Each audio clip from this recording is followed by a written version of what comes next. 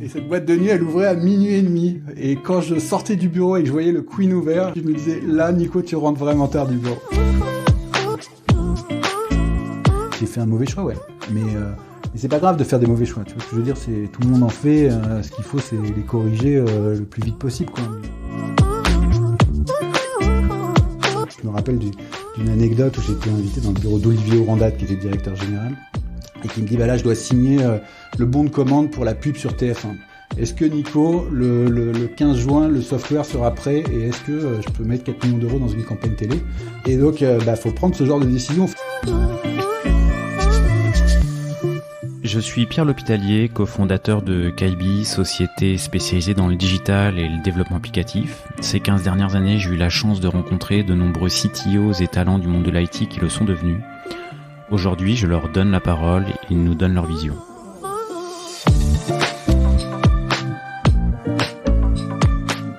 Eh bien, aujourd'hui, je n'accueille personne parce qu'aujourd'hui, c'est moi qui suis accueilli aujourd'hui. Exactement. Bienvenue alors, donc Pierre, bienvenue.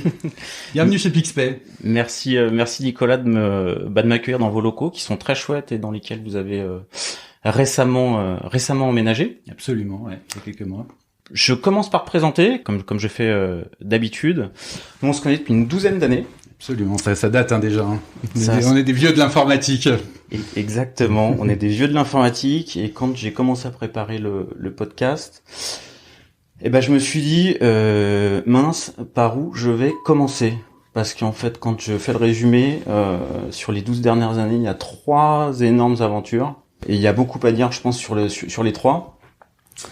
Et si on résume un peu chronologiquement, la première des 3, c'est ton premier poste de CTO que tu prends chez Eurosportbet dans une aventure qui est quand même moi je la vis un petit peu de loin à l'époque parce que je t'accompagne sur certains sujets.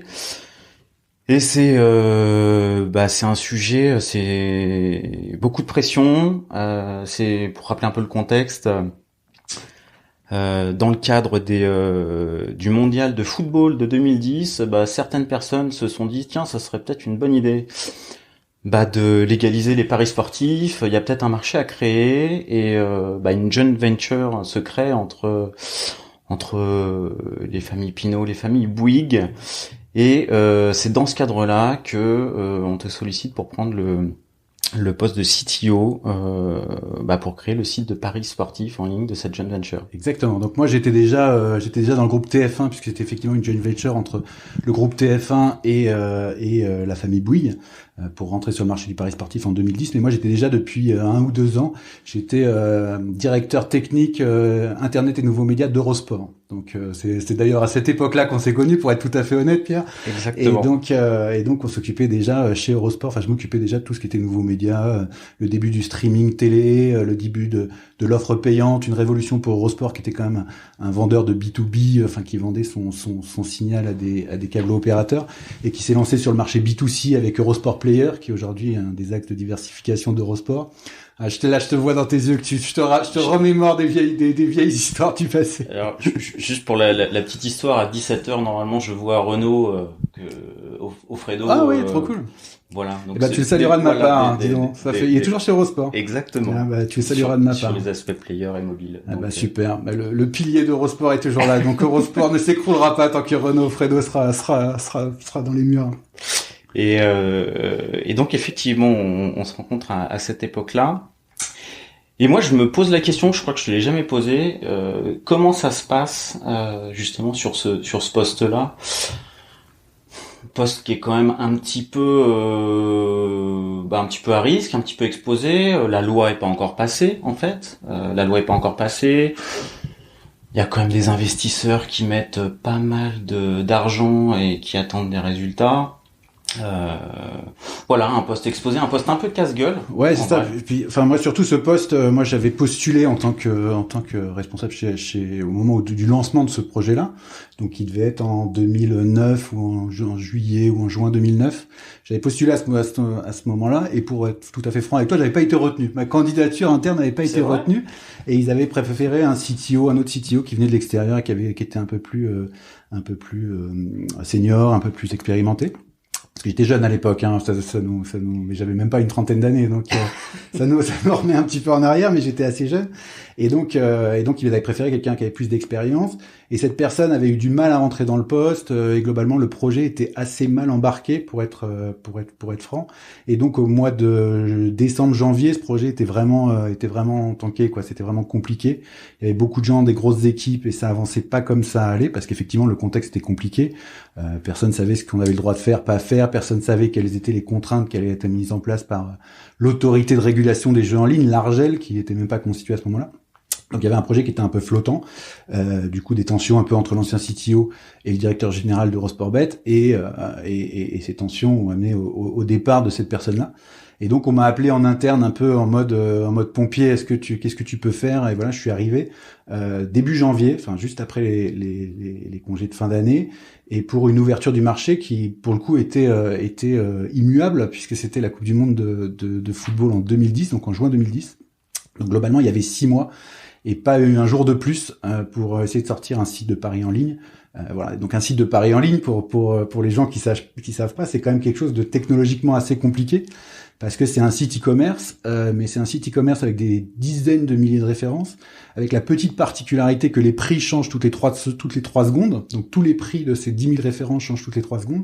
Et si ton prix est faux pendant plus de 7 secondes, eh ben tu peux perdre beaucoup d'argent, parce que si tu vends un prix, si tu vends qui va marquer le prochain but alors que le prochain but est déjà marqué.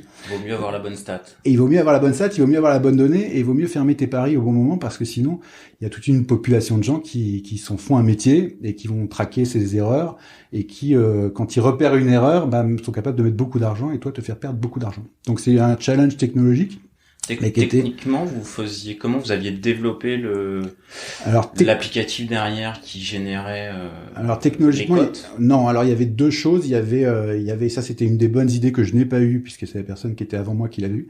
C'est de se reposer sur un progiciel qui était un progiciel du marché, une boîte serbe de mémoire qui s'appelait Finsoft.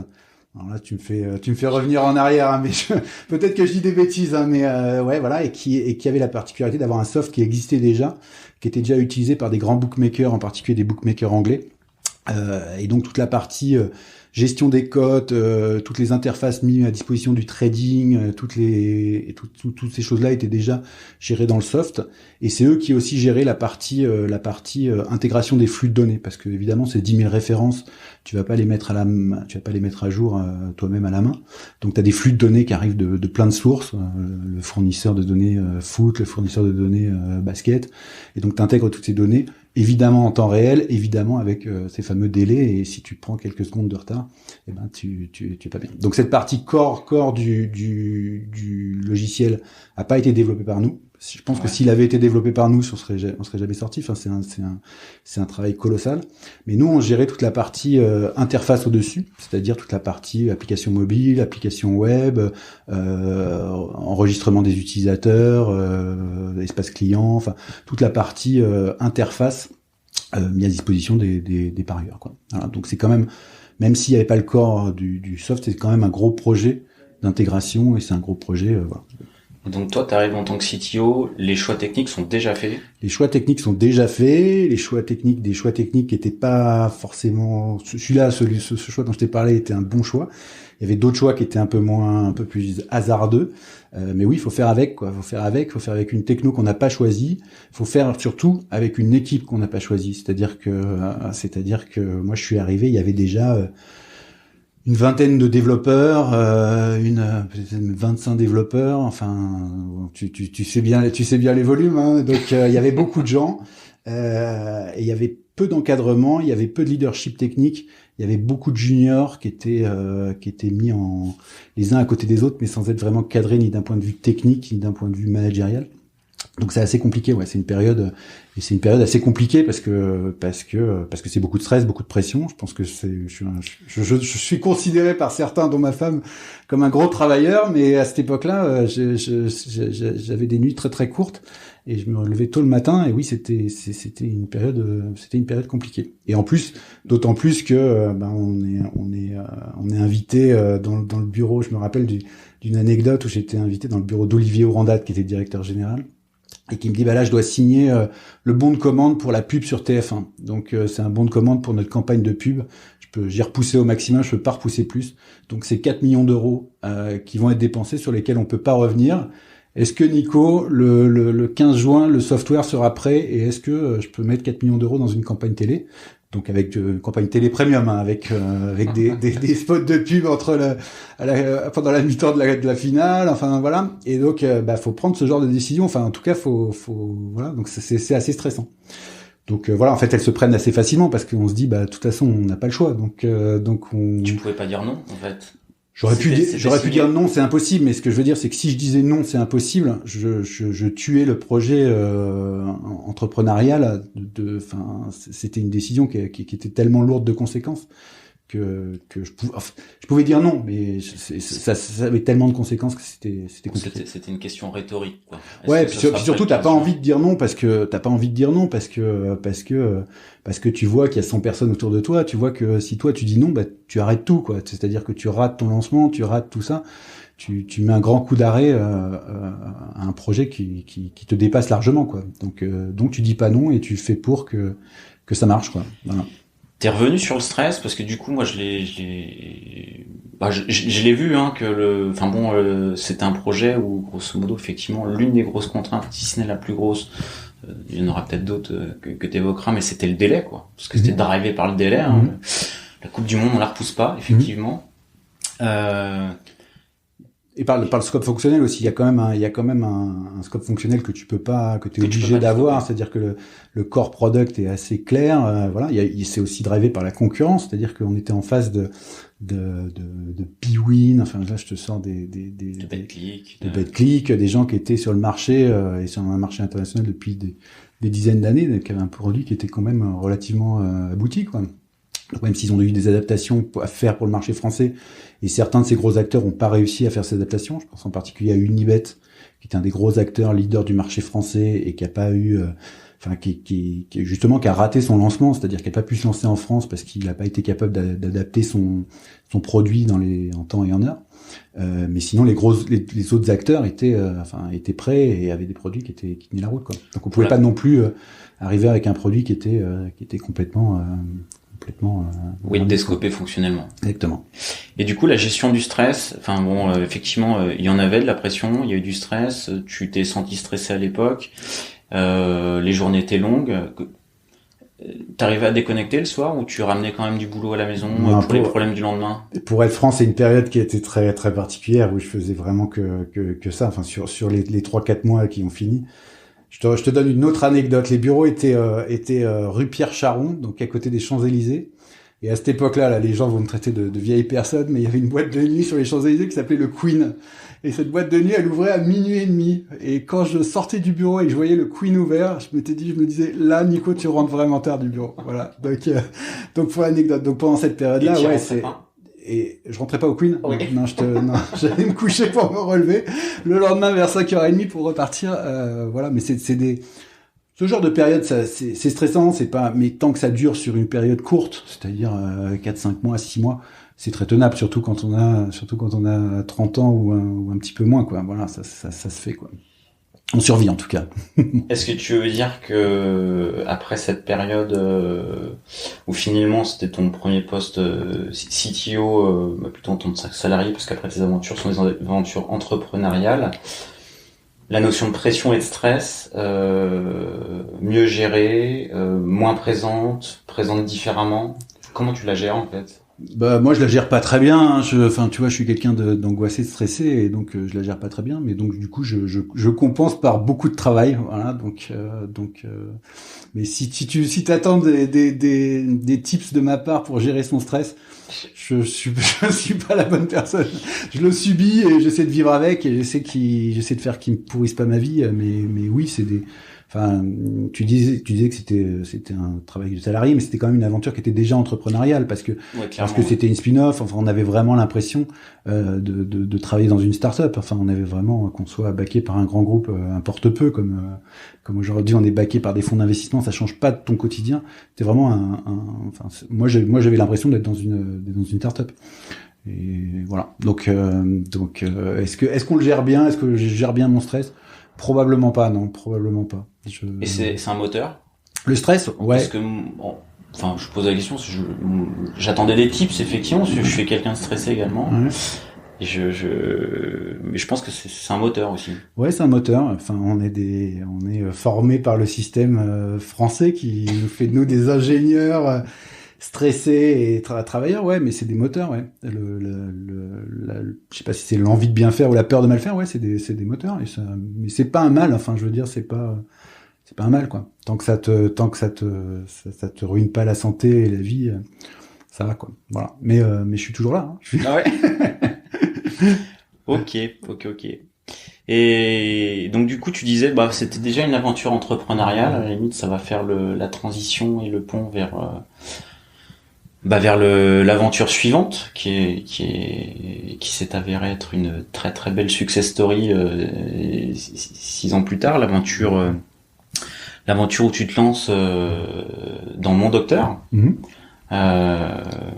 Bon, alors. Est-ce que tu peux, Mon Docteur. Je peux vous en parler. Bah déjà, c'est en continuité avec l'aventure qu'on a eue chez Eurosportbet, puisque Eurosportbet s'est donc fait racheter en 2012, 11, 12, ma mémoire fait défaut, mais s'est fait racheter par Unibet justement, qui était donc le leader du marché avant la légalisation, qui avait, comme je voulais dire, raté son entrée et donc est revenu via une acquisition externe et donc a racheté les équipes, la techno d'Eurosportbet, a juste remis sa marque. Donc on avait quelque chose qui était fort, puisqu'on avait la techno qui était une techno qu'on avait mis en place, plus une marque qui était forte sur le marché. Et donc Unibet, même s'ils nous ont laissé tranquilles, c'est-à-dire qu'ils ont gardé aussi cet esprit start-up, parce qu'Unibet c'est aussi une boîte d'une certaine taille, mais ils ont gardé en France l'esprit start-up, ils ont gardé en France les équipes, ils n'ont pas cherché à faire des projets de groupe, ils n'ont pas cherché à mutualiser des technos, ils n'ont pas cherché à nous imposer des choix techniques ou des choix technologiques ou des choix organisationnels. Enfin, ils nous ont laissé assez libres. Voilà, mais c'était quand même pas la même aventure. Donc dans ces rachats-là, comme dans tous les rachats, on a certains avantages, mais on a aussi certaines obligations, dont l'obligation de rester un certain temps. Et donc j'ai fait mon obligation de rester un certain temps après le rachat. T'avais une obligation de rester après le rachat, morale? Non, c'est des choses, c'est des retention package, c'est des choses assez classiques qui se passent dans toutes les rachats de start-up. Hein, c'est des choses, voilà, c'est des choses assez classiques. C'est normal puisque quelqu'un qui va racheter à la fois des technos, à la fois des équipes, ça arrange pour que les personnes clés soient incentivées à rester un petit moment, quoi. Voilà, donc il n'y a pas d'obligation, mais il y a une incitation qui est intéressante à rester. Voilà. Et donc au bout de cette période-là, les choses avaient changé et l'aventure était un peu moins sympa, puisqu'on va revenir sur mon parcours. Mais moi, ce que j'aime bien, c'est quand même lancer des business, lancer des projets, lancer des technos. Donc ça faisait quand même un certain temps que j'étais à cette position-là. Et puis il y a quelqu'un qui avait travaillé avec moi sur Unibet, qui s'appelle Thibault Lantier, que je salue s'il nous écoute, et qui était aussi qui avait fait partie de l'aventure entrepreneuriale d'Eurosportbet. Lui, il s'occupait du poker, et qui est venu déjeuner avec moi un jour et qui m'a dit voilà, j'ai une idée d'un site qui existe aux US, qui est pour prendre rendez-vous en ligne chez son médecin. Donc moi, je tombe des nues, je dis mais c'est évidemment pas possible que ça n'existe pas, puisque c'est évident, même déjà, c'était en 2012. Déjà, on avait l'habitude de prendre rendez-vous, de faire beaucoup de choses sur Internet. Donc je me dis c'est pas possible que ça n'existe pas. Et il me dit ça existe, mais ça existe pas bien, ça existe à tout petite échelle. Et pourquoi ça existe pas? Parce que ça a été fait pas de la bonne façon, pas avec les bons moyens, pas avec la bonne ambition, voilà. Et il arrive à me convaincre que ce projet est effectivement un projet qui a un vrai sens, pour les patients, parce que on le voit aujourd'hui avec le succès de Doctolib, sur lequel on va revenir, mais c'est évidemment, et depuis le jour 1, on n'a jamais eu de problème de côté patient. C'est quelque chose qui était attendu, demandé, voilà. Et c'était beaucoup plus compliqué d'un point de vue praticien, parce qu'il fallait les convaincre, ces gens-là, voilà. Et donc il m'a convaincu de rejoindre cette aventure avec une autre personne qui s'appelle Benoît Grassin, qui se trouve, donc on était 3 associés. Benoît était en charge de toute la partie opération, qui était un gros sujet, comment justement onboarder nos médecins. Thibaut était en charge de la partie peut-être la plus compliquée, qui était la partie commerciale, donc que tu connais peut-être, mais comment gérer une équipe commerciale qui vers la fin s'est avérée assez grosse. Et moi j'étais en charge de la partie tech et product. Et donc tous les 3 on s'est lancés, on a commencé cette aventure en fin 2012, début 2013, Voilà, donc c'était à la base proposer un service de prise de rendez-vous pour les patients. Donc on est parti sur un choix technologique qui était un peu différent de celui de Doctolib, nous on est parti du concept que les médecins étaient pas prêts à changer. Donc les médecins étaient déjà équipés en logiciels médicaux, puisqu'il y avait eu un gros effort de l'assurance maladie dans les années 2000 pour équiper et informatiser tout le parc de médecins. Et donc ils étaient tous équipés en logiciels, ils étaient tous équipés en agenda, là où ils prenaient leur rendez-vous, c'était déjà pour la plupart informatisé, donc ils avaient déjà des logiciels. Et nous on avait pris le choix de pas changer leurs habitudes. Et donc, on a développé un petit soft qui allait se brancher sur ces logiciels-là, qui allait récupérer les disponibilités des médecins. C'était quoi l'existant, en fait? Enfin, les solutions alternatives? C'était toute la complexité. C'est-à-dire qu'aujourd'hui, le parc des logiciels médicaux est multiple, varié. Enfin, il est très, très, très éparse, quoi. Parce que je pensais plutôt à vos concurrents de l'époque. Tu as dit que vous aviez pas fait les mêmes choix qu'eux. On avait 3 concurrents à l'époque. Il y avait un concurrent qui s'appelait Keldoc, qui a été racheté quelques années après, et puis il y avait un concurrent qui s'appelait Doctolib, qui s'est lancé à peu près en même temps que nous. Voilà, mais on va revenir dessus. Ils ont pas fait le même choix technologique, et ils ont pas fait le même choix de financement non plus au départ. Voilà, et ça peut expliquer un petit peu ce qui s'est passé par la suite. Mais donc au départ, voilà, nous on part de ce choix-là en disant on veut pas imposer aux médecins quoi que ce soit, donc on se branche sur ces logiciels médicaux. Et donc on arrive à faire une solution qui est assez peu intrusive, qui est assez peu qu'on a réussi à déployer assez facilement chez les médecins, puisqu'il n'y avait pas de gestion du changement, il n'y avait pas de. On va revenir peut-être sur tous ces enjeux-là, ouais. mais c'était assez simple à mettre en place. Mais on a assez rapidement vu les limitations technologiques et techniques du choix qu'on avait fait. Et on était assez rapidement bloqué. C'était quoi les limites techniques du coup Les limites techniques, c'est qu'on arrivait assez facilement à lire dans ces agendas pour pouvoir récupérer les disponibilités du médecin, mais on arrivait difficilement à écrire. On maîtrisait pas la chaîne complète de prise de rendez-vous, et donc il y avait des taux d'erreur qui étaient forts. Il y avait des gens qui se présentaient chez des médecins alors que les rendez-vous étaient pas pris. Enfin, il y avait des problèmes technologiques qui étaient dus au choix qu'on avait fait. Et le choix qu'avait fait Doctolib à l'autre époque était un choix plus compliqué à mettre en place et plus machin. C'était d'imposer un logiciel aux médecins, donc de gérer la chaîne de bout en bout de la prise de rendez-vous, c'est-à-dire que de la secrétaire qui rentre le rendez-vous, enfin qui gère l'agenda, jusqu'au patient qui prend rendez-vous en ligne. Et donc ils ont fait ce choix technologique de maîtriser ça. Donc ça c'était ambitieux parce que faire changer les médecins, c'est des gens qui sont pas technophiles, qui sont réticents au changement, ça marche bien déjà. Donc voilà, ça marche bien. Enfin, c'est surtout des gens qui aiment pas le changement, quoi. Ils ont leur organisation, ils ont mis plusieurs années à mettre en place leur organisation. Changer d'organisation, même changer la place du bloc-notes, c'est un peu compliqué. Donc mettre en place et réhabituer toute une organisation sur un autre logiciel, c'était compliqué. Mais c'est un choix payant, puisque ça te permettrait de maîtriser toute la chaîne et de proposer des fonctionnalités qui fiabilisaient la prise de rendez-vous, mais aussi aller au-delà de la prise de rendez-vous.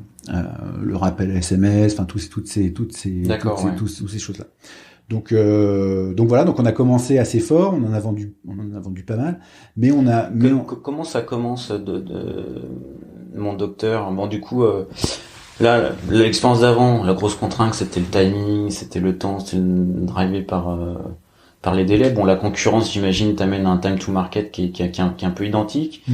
Mais comment ça démarre? Parce que là, j'imagine que l'une des contraintes, c'est que vous partez avec peu de moyens.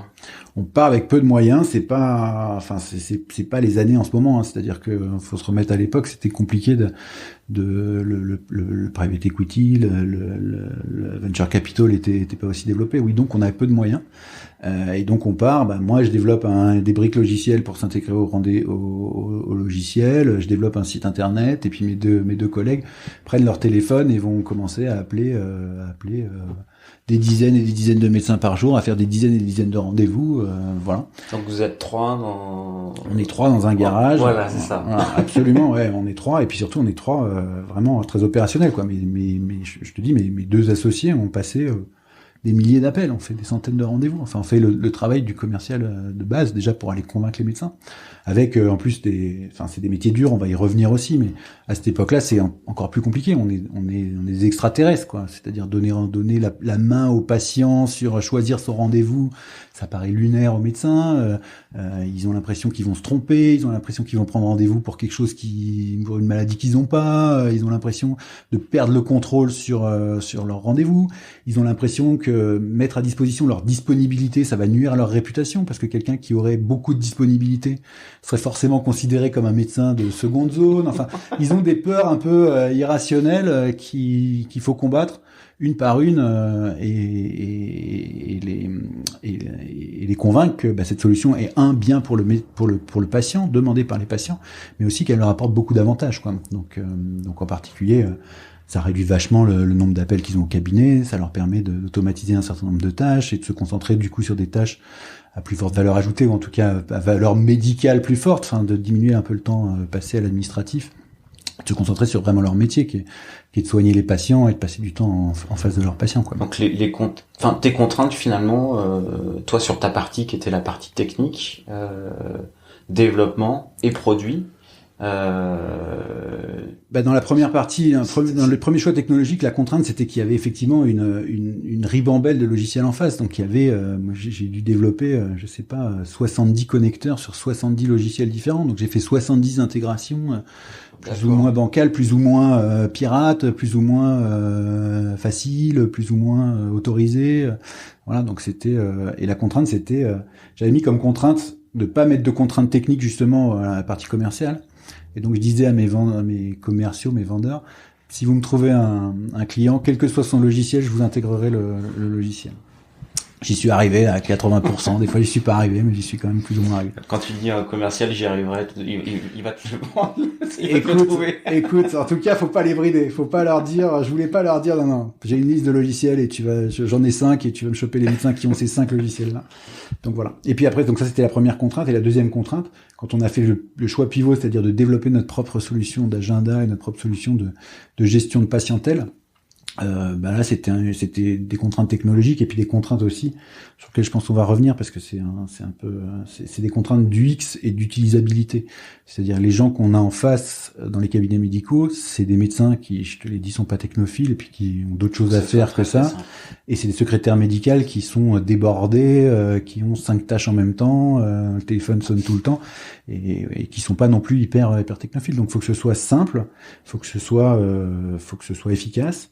Et puis il y a une particularité aussi qu'on a fait, que Doctolib a fait comme nous, c'est-à-dire de s'adresser à l'intégralité du marché, Donc c'est-à-dire du petit cabinet généraliste où le mec est tout seul jusqu'à l'hôpital public, et en allant du généraliste au dentiste, au dermatologue, voilà. Et chacun de ces métiers, chacun de ces spécialités a des contraintes.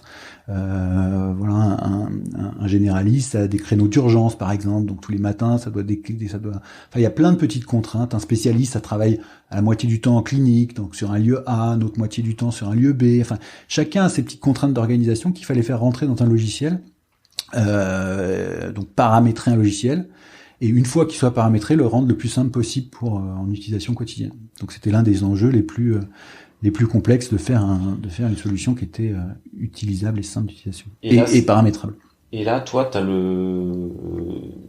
t'es accompagné là-dessus sur de l'ergonomie, sur l'utilisabilité, sur. Je suis peu accompagné, on le fait nous-mêmes, quoi. C'est-à-dire qu'on le fait avec les ressources qu'on a. Donc effectivement, c'est la première ressource que j'ai pris.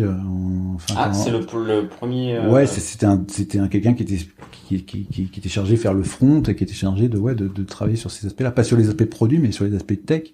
Voilà, puis on le fait en écoutant nos clients, on le fait en se prenant des portes, on le fait en se prenant des réflexions de médecins en disant là je comprends pas, enfin voilà quoi, on le fait okay. Voilà. C'est pas non plus rocket science, ça je te dis pas, mais ce que je veux dire c'est que c'est effectivement la complexité de ce truc-là, c'est faire un truc qui soit simple d'utilisation et très paramétrable, qui puisse s'adapter à toutes les situations. Et donc là, tu me relates un peu les débuts avec peu de moyens, tu développes tout. Arrive un moment où ça fonctionne bien. Mm-hmm. Vous avez levé Alors, on a fait un choix qui était peut-être un choix atypique pour une start-up, parce qu'on avait une conviction forte qui s'est avérée fausse, d'ailleurs, c'est que le marché allait mettre beaucoup plus de temps, allait mettre énormément de temps à maturer. C'est-à-dire que là, on était convaincus du succès de cette solution, on était convaincus qu'elle était drivée par un besoin qui était un besoin et patient et médecin, mais on pensait que ça allait prendre 10 ans, au moins une dizaine d'années, au moins peut-être une quinzaine d'années avant de s'imposer sur ce marché-là. Et donc on s'est dit, on est parti pour un marathon. Et ces délais-là, qui sont des délais longs, on a considéré que c'était des délais qui n'étaient pas supportables par un fonds d'investissement et qui étaient plus supportables par un industriel. Donc on s'est tourné vers un industriel qui avait un projet un peu similaire et qui avait des synergies, qui avait en tout cas une volonté de se développer dans la e-santé, qui était le groupe Lagardère. Et donc on a fait rentrer notre capital assez tôt et qui nous a accompagnés jusqu'à la fin. Et voilà, donc c'était un choix assez certains diront étrange ou particulier. En tout cas, ce qui a motivé notre choix, c'est que voilà, ces gens-là pouvaient peut-être nous donner plus de temps et plus de moyens et des moyens peut-être plus sur la durée. Voilà, et moins attendre une rentabilité rapide, une croissance hyper rapide. Voilà. Et le marché nous a étonnés parce que le marché a réagi beaucoup plus rapidement que prévu. Alors c'est dû au fait qu'on était là, qu'on avait beaucoup de moyens, parce que le groupe Lagardère a mis quand même beaucoup de moyens. Hein, c'est-à-dire que tout cumulé, ils ont dû mettre 25 millions d'euros sur ce projet-là. Donc c'est un gros investissement de leur part.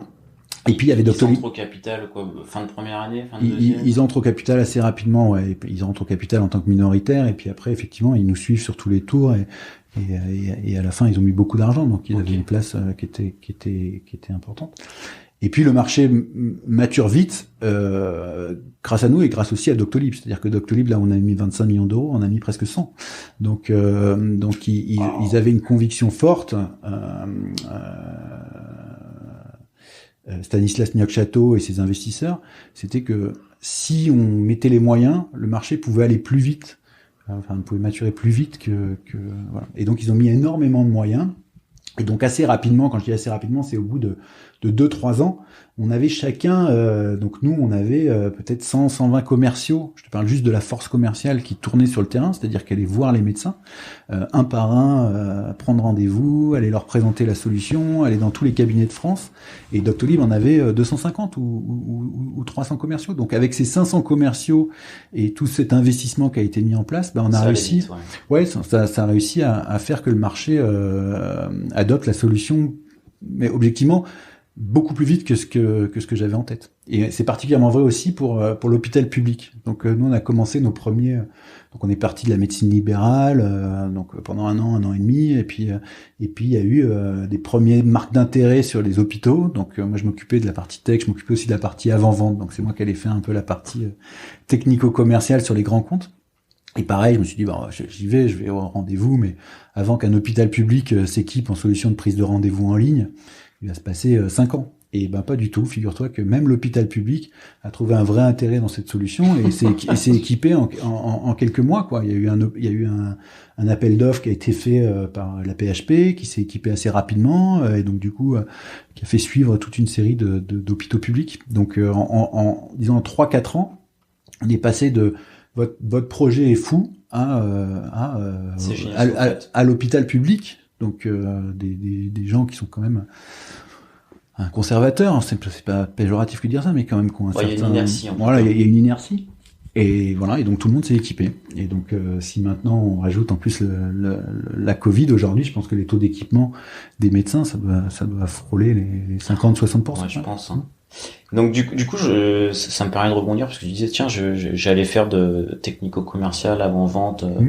Sur j'aime bien sur les hôpitaux. ça me fait rebondir sur en fait c'est ton rôle en tant que CTO avec la casquette de CTO. Moi c'est pas ce qu'il faut mettre un titre, mais bien évidemment tu dépasses ce rôle-là parce que associé, cofondateur.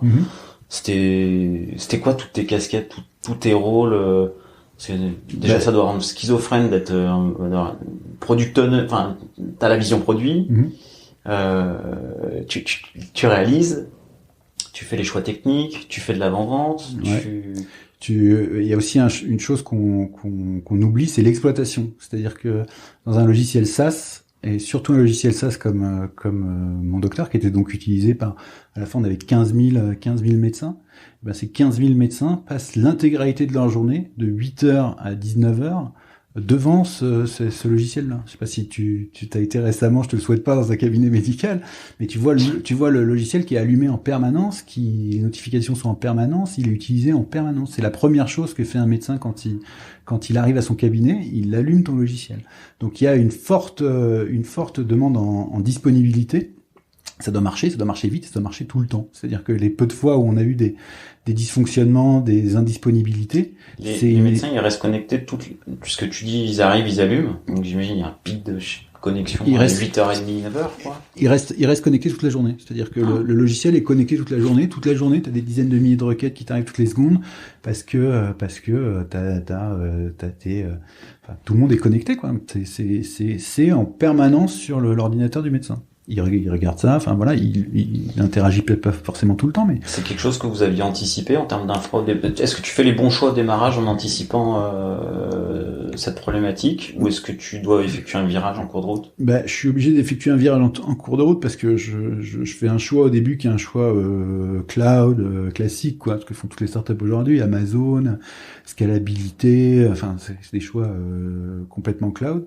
Et après il y a eu une contrainte réglementaire qui s'est posée là-dessus, c'est-à-dire qu'on devait héberger nos données sur des serveurs qui étaient agréés données de santé. Donc il y a une autorité française qui devait contrôler que tes données de santé sont bien disponibles en France, sécurisées sur des normes. Voilà, donc à cette époque-là, Amazon, et je dis à cette époque-là, il y a eu une polémique, je sais pas, dans la presse, il y a eu une polémique là, pas plus tard que la semaine dernière, où certains journalistes se sont rendus compte que les données Doctolib étaient stockées sur des serveurs Amazon, qui sont pourtant Amazon depuis, qui sont agréés données de santé. Ça a fait une polémique, enfin ça c'est monté jusqu'au Conseil d'État, quoi. Donc voilà. Donc aujourd'hui ce que je veux dire, c'est que le choix technologique à cette époque-là nous a été imposé. Le virage t'est imposé. Le virage et le choix d'hébergement nous a imposé parce que des gens qui sont hébergeurs agréés données de santé en France, il n'y en a pas beaucoup. Voilà, c'est des boîtes qui ont pas la flexibilité, qui ont pas il n'y a pas la même scalabilité qu'un Amazon, quoi. Il y a d'autres choix techniques qui ont été imposés par le marché ou les... Non, c'était le principal, mais c'était embêtant, c'est-à-dire qu'on était encore, alors que tout était déjà cloud, tout était déjà, aujourd'hui, c'est plus un sujet, tu vois. Ce que je veux dire, c'est que j'appuie sur mon bouton chez AWS, j'ai mon pic de charge, je passe à la télé, je mets un peu plus, je mets un peu moins, enfin tout ça est très facilité. Et on était revenu à de l'informatique plus des années 2000 où t'avais ton serveur, quand il fallait rajouter de la mémoire, fallait s'y prévoir 15 jours avant, fallait que le mec intervienne sur place. Enfin, on était revenu 10 ans en arrière et ça marche mieux maintenant qu'il y a 10 ans, quoi. Voilà. Donc c'était une des contraintes technologiques qui nous a été imposée, mais de mémoire c'est la seule, ouais. Enfin, et après toutes les contraintes classiques qui sont peut-être renforcées quand on parle de données de santé, qui sont tout ce qui est RGPD, CNIL, voilà, enfin toutes ces contraintes sur sécurisation des données qu'il fallait gérer. Donc du coup tu gères l'exploitation. Donc l'exploitation, c'est voilà, donc je gère l'exploitation, je gère la partie produit avec une brillante équipe produit qui est encore derrière moi d'ailleurs puisqu'il m'a suivi chez PixP, enfin certains m'ont suivi chez PixP. Toute la partie dev, voilà, puis la partie avant-vente qui au départ était une partie assez anecdotique et qui à la fin s'est avéré une grosse partie de mon temps. En plus, avec des contraintes, il fallait aller à Bordeaux, à Marseille, à Brest pour aller rencontrer les différents DSI d'hôpitaux, de cliniques. Voilà. Et donc, c'était mes multiples casquettes. Donc, le curseur de ton temps, au tout démarrage, t'es quasiment 100% sur du dev, développer toi les connecteurs, et à la fin... Alors moi, la part technique de ton boulot, c'est...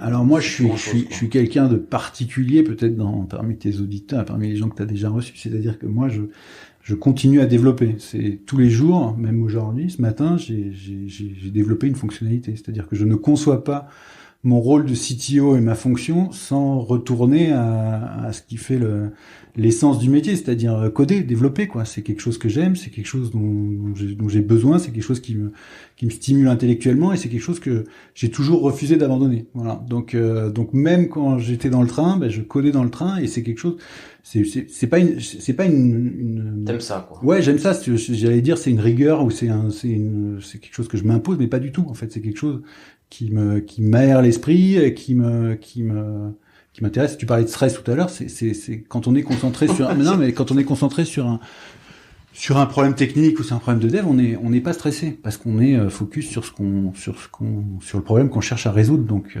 voilà. Donc quand tu développes, c'est ta petite soupape. Ouais, puis c'est quelque chose que, enfin moi je conçois pas je conçois pas des gens qui encadrent des équipes techniques, qui font de la technique sans alors que la dernière fois qu'ils ont touché une ligne de code, c'était il y a 20 ans. Donc mais c'est plus par choix personnel et par goût personnel que par idéologie quoi. Mais je me l'impose et c'est quelque chose que je fais et que j'espère je ferai toujours et quoi. Si tu avais une équipe de 60, 70, je sais pas quelle est la taille des équipes maintenant ou chez mon docteur, mais des équipes de 60, 70, 80 développeurs, tu continuerais en fait. Ouais, alors moi je suis aussi peut-être quelqu'un d'atypique dans ce métier, c'est-à-dire que je cherche pas la course au plus grand nombre. C'est-à-dire que je tire aucune gloire à avoir des équipes énormes, pléthoriques, et je suis assez Jeff Bezos là-dedans. C'est dès que ça dépasse 2 pizzas, c'est compliqué quoi. Faut splitter. Donc moi j'ai toujours été partisan des petites équipes, de gens impliqués, de gens qui sont autonomes, de gens qui travaillent par eux-mêmes, de gens qu'on n'a pas ou peu besoin de driver, qui sont efficaces, mais donc du coup en plus petit nombre. Donc je te dis, à part Eurosport-Bet, il devait y avoir une 50aine de personnes, mais c'est une grosse majorité. Chez mon docteur, on était une vingtaine, quoi. Voilà, donc ça reste des équipes à taille humaine. Et même sur ces équipes-là, enfin, une autre anecdote. On travaille sur un projet en ce moment chez Pixpay.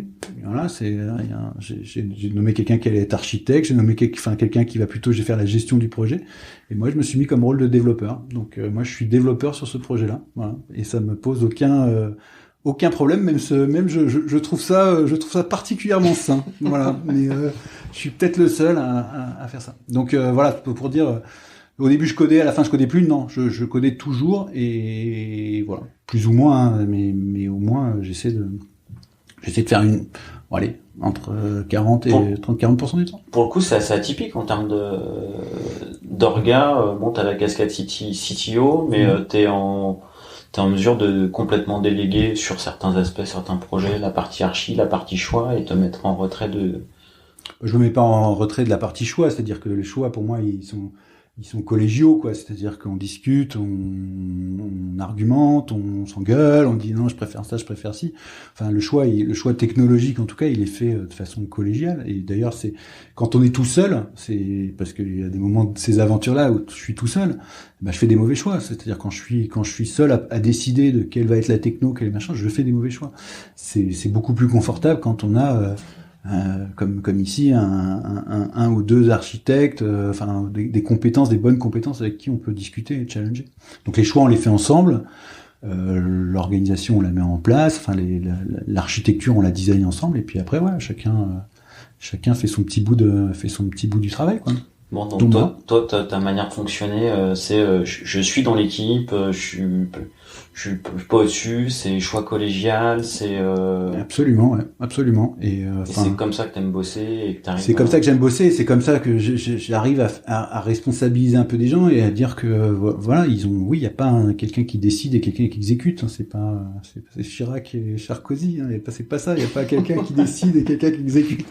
On exécute tous et on décide tous et on essaie de voilà quoi. Donc après on exécute plus ou moins, on décide plus ou moins et ça dépend des moments et ça dépend des projets, ça dépend des choses. Mais oui, j'aime bien que en tout cas je n'aime pas quelqu'un qui et aujourd'hui, maintenant que j'ai plus le choix dans mes équipes, j'aime pas quelqu'un qui me dirait, dis-moi ce que j'ai à faire. Enfin,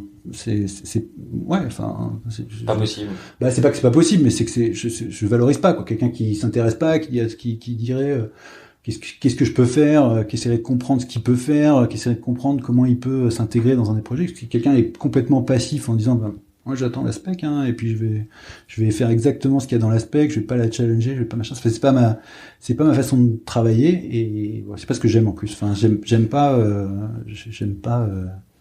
séparer les tâches. Et en plus je suis pas certain que ce soit plus efficace. Enfin si on a la chance d'avoir des gens, d'être bien entouré par des gens qui sont bons, ce qui est mon cas aujourd'hui, donc j'ai beaucoup de chance, mais c'est beaucoup plus, moi je trouve ça beaucoup plus sympa quoi. Du coup, ça fait un pont sur peut-être une thématique recrutement. Justement, t'as l'air de bien savoir ce que tu veux filtrer. Déjà, je fais comme tout le monde, hein, je fais ce que je peux parce que le marché est pas non plus, on n'a pas toujours tous les choix et tous les machins. Mais alors du coup, comment tu fais comment tu fais pour recruter? Est-ce que t'as une méthode particulière? Est-ce que dans les process d'entretien, est-ce que t'as une petite question à toi? Est-ce que c'est pur feeling? Alors c'est beaucoup de feeling et comme je te le disais avant qu'on commence à enregistrer, je suis pas un grand théoricien de l'organisation des systèmes, des services informatiques, des services product. C'est beaucoup du feeling et c'est beaucoup voilà, donc c'est des chances, des opportunités. Donc plus on a de moyens, plus c'est facile parce qu'on peut embaucher des gens qui nous font le filtre.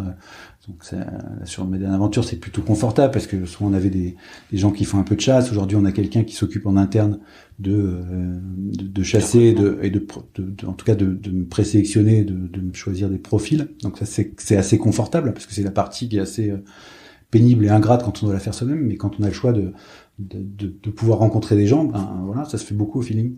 Et moi, je crois beaucoup. Je cherche pas des experts. Et contrairement à plein de gens, j'imagine, sur la place de Paris, qui disent moi, j'ai choisi la techno React Native et je veux un expert du React Native 8.3 et pas 8.4. Moi, je suis pas du tout sensible à ça. Même, je suis plutôt, ça me hérisse un peu le poil quand quelqu'un qui a 23 ans et demi te dit, moi, je suis l'expert de React Native 7.2, quoi. Donc moi, je cherche des gens qui ont une bonne culture informatique, qui ont une culture variée, qui ont travaillé sur plusieurs technos, qui sont agnostiques, enfin qui sont pragmatiques, quoi. Voilà, c'est le terme que j'emploierais. Je cherche des gens qui sont prêts aujourd'hui à faire une techno, demain à faire une autre techno, qui sont des gens ouverts, qui sont des gens voilà, pas forcément des experts, mais des gens qui sont des bons généralistes et qui sont voilà. Et c'est avec ces gens-là que j'aime discuter pour choisir des choix parce que le choix est pas orienté, quoi. Je veux dire, si on prend quelqu'un qui est spécialiste de React, c'est même pas la peine de lui proposer autre chose. Moi, j'ai des gens qui me disent quel techno, voilà. Enfin, là, on vient de changer de techno sur notre app mobile.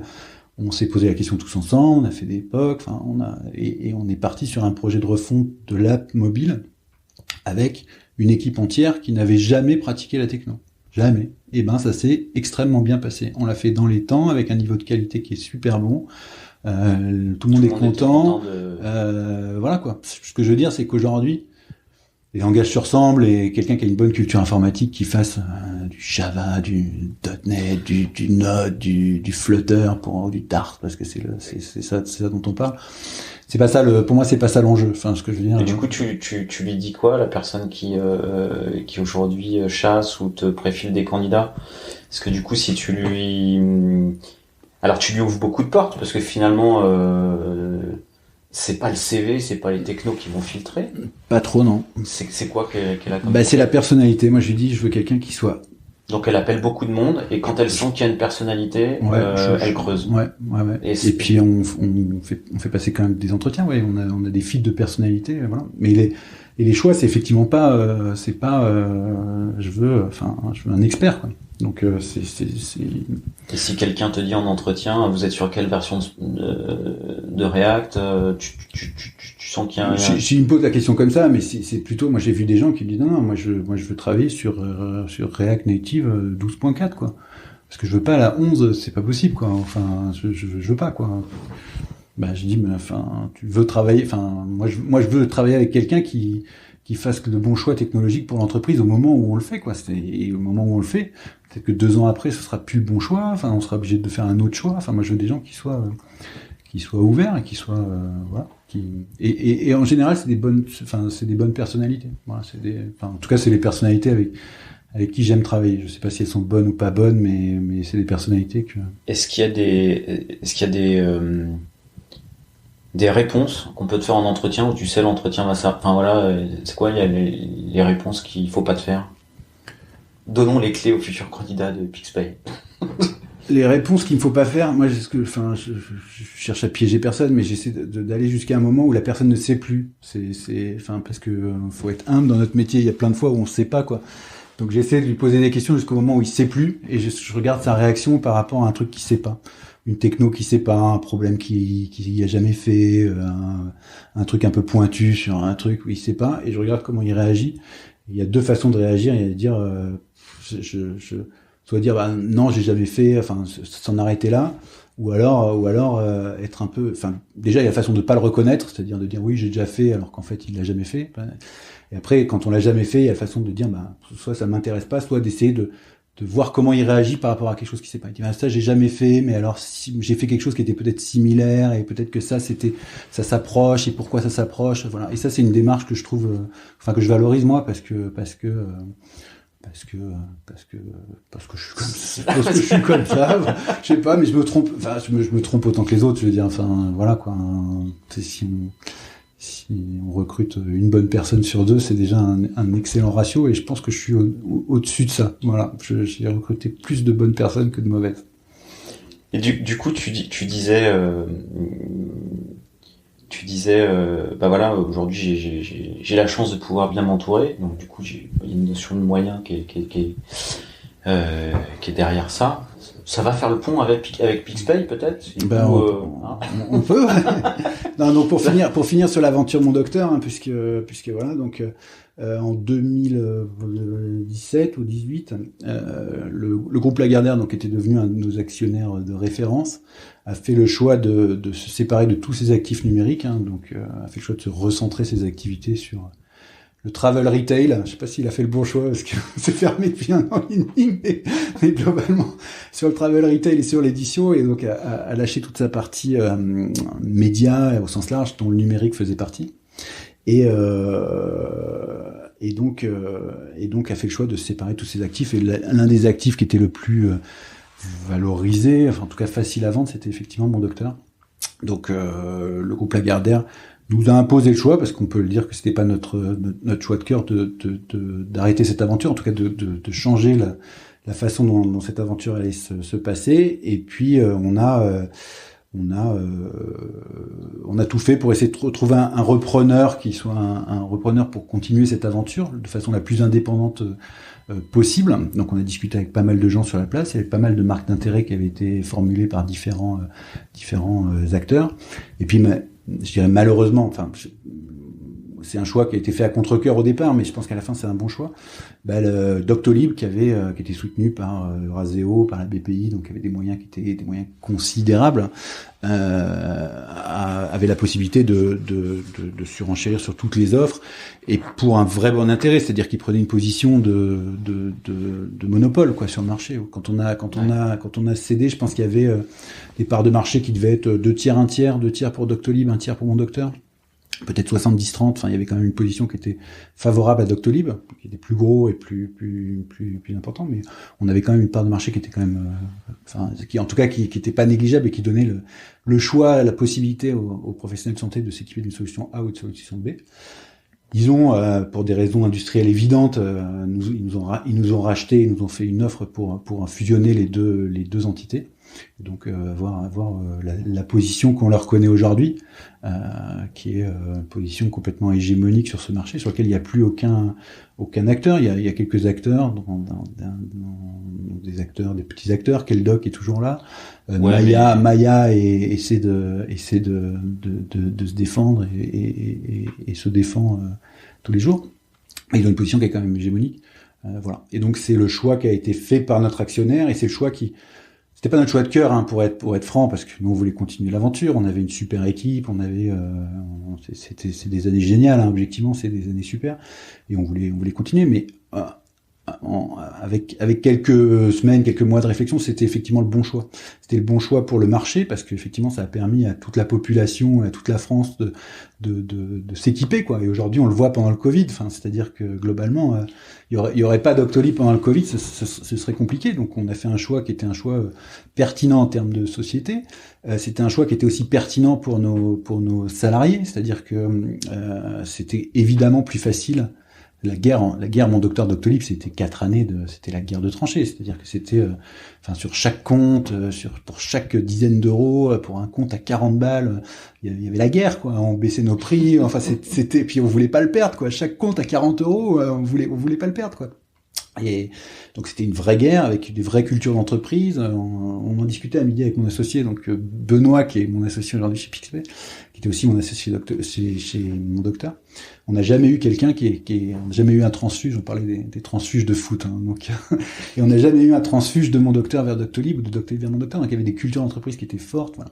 Donc tout ça pour dire qu'on voulait continuer, mais que c'est quand même beaucoup plus facile. Et aujourd'hui, je pense que la vie des gens qui ont intégré l'entité fusionnée sous la marque Doctolib, ils ont repris tout le monde. C'était une de nos grosses préoccupations, mais qui n'a pas été très difficile parce que c'est hyper croissance, donc il y a pas de hyper croissance. C'est des gens qui étaient quand même, Stanislas, il était ravi d'avoir 200 personnes qui étaient opérationnelles et qui avaient été formées à l'école. Mon docteur qui a été formé dans cette guerre, c'est des gens qui étaient forts, quoi, qui étaient brillants, donc qui étaient ravis. Donc il y a eu aucun problème. Ils ont repris effectivement tout le monde. Certaines personnes ont étaient trop attachées, dont nous les fondateurs. On ne se voyait pas aller travailler chez Doctolib, mais c'est ça représente. Sur 200 personnes, ça représente même pas une vingtaine de personnes, donc même pas 10% des gens, 90% des gens ont réussi à s'adapter à la structure commune. Et aujourd'hui, objectivement, ils ont une vie qui est beaucoup plus simple, ils vendent beaucoup plus, ils gagnent beaucoup plus. Enfin, pour te donner un exemple de cette guerre entre les deux entités, le jour où on a fusionné, les performances individuelles de chaque vendeur ont été augmentées de 40%. C'est-à-dire que le chiffre d'affaires par vendeur plus 40% du jour au lendemain. C'est-à-dire c'est juste par le fait d'arrêter la guerre des prix, la concurrence, le temps perdu entre les allers-retours, les petits jeux que faisait très naturellement, parce que c'est bien normal le client en face quand il voit qu'il a le choix et il fait perdre du temps. Donc plus 40%. De productivité sur chaque vendeur, donc c'est énorme, quoi. Ah, c'est fou, c'est énorme. J'ai une question sur la fin, parce que du coup 6 années, toi pour le coup en tant que CTO à être responsable de la partie produit technique, donc tu as développé un produit fonctionnel quand vous êtes racheté. Finalement, est-ce qu'il y a des briques du produit qui sont reprises ou finalement sur la partie produit il y a tout qui part à la poubelle, quoi. Il y a tout qui part à la benne, mais ça me choque pas. Enfin, tu vois ce que je veux dire, c'est que ça t'a rien fait. Il y a pas de petit. Ouais, si, un petit peu, mais oui, mais d'accord, mais très peu de temps. Enfin, objectivement, j'en mets pas un orgueil particulier. Et je mets pas d'orgueil. Enfin, on parlait des gens des recrutements et des gens qui mettent de l'orgueil dans les architectures, dans les produits qu'ils font. C'est pas moi. Moi, je fais un produit pour un but. Enfin, je suis quelqu'un qui va je vais construire des outils pour des buts. Le but, c'est de rendre un service à un utilisateur final. C'est pas de se faire plaisir à faire la belle techno ou la belle architecture. Donc, moi, je suis pas particulièrement attristé. Alors, il y a quelques jours un peu machin, mais ce que je veux dire, c'est, je suis pas particulièrement attristé par le fait que plutôt compiler c'est gagner que tester c'est gagner. Bah, je suis plutôt si ça marche mieux et si ça rend un service à l'utilisateur qui est mieux, moi je m'en fiche que ce soit avec ma solution, avec la solution du voisin, quoi, je veux dire. Ok. Voilà. Je mets pas un orgueil particulier là-dedans. Voilà. Pour toi, le code, il vit, il meurt comme toute chose en ce monde. Et voilà. Pour moi, c'est le code, c'est un outil. C'est-à-dire que quand t'as une scie, et puis un jour t'achètes une scie électrique, et puis un jour t'achètes une scie circulaire. Je fais un peu de menuiserie dans mes heures perdues. Donc oui, t'as un moment t'as besoin d'un outil, tu prends cet outil, puis demain t'as plus besoin de cet outil, t'en prends un autre. Enfin, y a pas j'ai pas d'attachement particulier à ça. Et ce qui est une force aussi, parce que c'est une des choses qui était dure à la fin de mon docteur, c'est que justement quand t'as des startups qui durent 5 ans, 7 ans, bah tu te retrouves avec des technos qui sont vieilles de 10 ans, tu vois, parce que t'as pas pris les technos qui venaient de sortir, donc quand t'as lancé, t'avais pris les technos qui avaient 3-4 ans, donc à la fin, tu te retrouves avec des technos qui ont 10-11 ans, quoi. Donc qui sont pas méga sexy, quoi, qui attirent pas les gens, qui machin. Donc je pense que c'est l'un des trucs qui est compliqué en startup, c'est qu'assez rapidement, vu que les technos évoluent hyper vite, assez rapidement tu te ringardises. Je sais pas si le terme est bon, mais en tout cas, t'es plus à la pointe des technos. Et ça, c'est un truc qui est hyper important pour recruter des gens qui sont bons, qui ont envie d'avancer, c'est d'être à la pointe des technos. Donc Donc là, pour moi, on fait un produit, tant qu'il est bon, on le garde, demain on le jettera, on le refait. C'est ce qu'on a fait récemment, c'est-à-dire qu'on avait une première version de notre application, on l'a acheté, on en a refait une autre on parle de Pixpay. Ouais, on va en parler. Mais ce que je veux dire, c'est ce qu'on n'a pas réussi à faire, enfin voilà, sur mon docteur, on a construit des briques, et je pense que c'est sain de régulièrement te dire, bah voilà, tous les 2-3 ans, on se fait un projet de refonte complet. En plus, ça va vite, c'est très confortable pour les équipes techniques de travailler sur un truc ISO fonctionnel, enfin de faire une refonte technique, c'est des choses intéressantes. Voilà, mais je diverge. Donc j'en étais à la fin au rachat de mon docteur Doctolib, et donc voilà. Et donc globalement, c'était une super aventure avec principalement une aventure humaine qui était juste incroyable, avec des gens qui étaient incroyables. Enfin, il y avait un esprit de corps, un esprit d'équipe qui était absolument, enfin, qui nous a fait tenir. Enfin, c'était dur aussi. Hein, enfin, la compétition était compliquée, mais oui, c'était une super aventure et qui se termine le mieux possible en fait, voilà, pour tout le monde. Au final, voilà. Le bon scénario. C'est le bon scénario pour tout le monde. Voilà. Et en particulier pour les Français, quoi. C'est-à-dire qu'aujourd'hui, ils sont pas capables de se vacciner, mais c'est pour d'autres raisons. Mais en tout cas, ce que je veux dire, c'est que ces plateformes-là aident bien logistiquement dans ces crises-là. La consultation vidéo. Ouais. Ça, c'est quelque chose. Vous êtes à l'initiative, Doctolib à l'initiative. Vous avez alors moi, tu parlais de mes attributions, de mes rôles chez mon docteur. Je pense que pendant la dernière année ou la dernière année et demie, c'était effectivement une de mes tâches, c'était de voir l'évolution du produit et de voir comment il allait pouvoir évoluer. Et l'axe de la téléconsultation était évidemment un truc assez naturel, puisqu'on maîtrisait la relation client, enfin patient praticien. Donc c'était assez naturel de le proposer. Voilà. Alors de le proposer pas d'une façon comme elle est proposée sur le marché par les Livy ou enfin pas par des plateformes de téléconsultation. Qui se rapproche un peu de ce qui est fait pour SOS médecin, tu vois. Je prends un médecin ou quelconque, et voilà. Nous, on était pour la téléconsultation entre son praticien et soi, donc on avait identifié, il y avait à peu près à l'époque, je me souviens plus très bien, mais 25 ou 30% des consultations qui étaient éligibles à la téléconsultation. Il y en a plein, pour toutes les maladies chroniques, pour toutes les trucs de gynéco, où les nanas doivent aller tous les mois faire un renouvellement d'ordonnance qui objectivement a pas de sens. Il y a plein de pathologies, enfin en tout cas, il y a plein de consultations qui peuvent être faites à distance. Et donc j'ai passé 1 an et demi à essayer d'aller convaincre les médecins qui m'ont dit mais jamais de la vie, je consulte en vidéo. Moi j'ai besoin de prendre la tension, j'ai besoin de prendre le pouls, j'ai besoin et là ça me fait pas rire parce que c'est la situation pas prête pas à rire, mais ce que je veux dire c'est que là la crise qu'on connaît a boosté le truc d'une façon incroyable et a fait gagner pareil 5 ans à la téléconsultation. Et aujourd'hui, je pense que tous les médecins reconnaissent, comme ils reconnaissent que la prise de rendez-vous ça leur est utile et ça leur fait gagner du temps et c'est plutôt bien.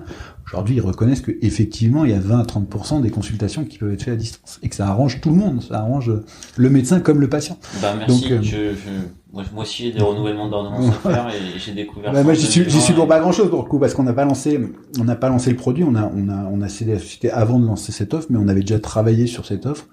Et elle était prête. En tout cas, elle était dans nos axes de développement et voilà. Mais je trouve ça très bien. Ouais.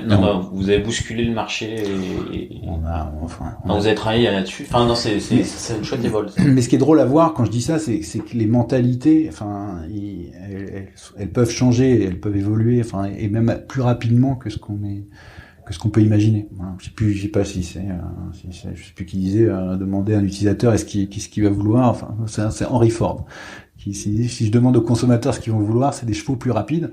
Et souvent, le fait d'avoir une politique de l'offre et de proposer des nouvelles technologies, des nouveaux usages, des nouveaux machins, donc par des gens des startups, des gens qui n'y connaissent rien. C'est-à-dire que moi, je connais rien à la médecine, mais comme le New York Château, il connaît rien. Enfin, il connaissait pas son secteur, mais c'est des gens, enfin, qui proposent des idées neuves et qui le fait justement de pas être dans le secteur fait qu'ils ont pas une vision qui est polluée par ce qui est possible, ce qui est pas possible. Ils proposent quelque chose et souvent ça peut, enfin en tout cas dans ce cas-là, et ça peut faire évoluer le marché de façon favorable, ouais, enfin bénéfique quoi. Voilà, donc c'était l'aventure Et donc là, avec PixPay, vous essayez de bousculer un peu le marché. Voilà. Donc après, donc on n'a pas souhaité participer à l'aventure Doctolib mon docteur. Donc on s'est retrouvé avec mon associé libéré de toute obligation, avec pas mal de temps. Donc on est parti un peu en vacances, mais on a des contraintes familiales et on s'est retrouvé après quelques semaines ou quelques mois, on s'est retrouvé à être là et avoir envie de repartir sur une nouvelle aventure. T'avais pas envie de te reposer un peu, 3-4 mois de plus là. Je me suis reposé pendant les vacances, mais en fait, tu peux pas te reposer tout seul. C'est-à-dire que quand tu le sais, hein, t'as des enfants, t'es père de famille, t'as une femme. Donc ce que je veux dire, c'est que ton quotidien, tu le décides pas tout seul, quoi. C'est pas toi qui va dire, même si t'as pas de contraintes de temps, pas de contraintes d'argent, enfin, même si, tu vois ce que je veux dire, t'as des contraintes personnelles qui font que tu pars pas 3 mois quand t'es père de famille, tu pars pas 3 mois faire du... Tu vas pas au Népal 3 mois faire voilà, tu vois, j'ai eu le droit de partir 10 jours faire du kitesurf au Maroc, mais tu vois, au bout d'un moment, ta femme, elle te dit, bon, je vais quand même pas m'occuper des enfants tout seul, et t'as une vie qui est la vie de quelqu'un de normal, quoi. Même, je te dis, même si t'as pas de contraintes de temps et si t'as pas de contraintes d'argent. Donc t'es dans ce moule-là, et donc dans ce moule-là, autant te dire que, puis en plus, on a des gens qui aiment ce qu'on fait, qui aiment innover. Donc avec Benoît, on s'est retrouvés et puis on s'est dit, qu'est-ce qu'on fait maintenant, quoi. On avait éventuellement, on n'imaginait pas du tout repartir dans un modèle classique, salariat et tout ça. Puis on s'était très bien entendu sur cette première aventure, donc on avait très envie de remonter quelque chose ensemble.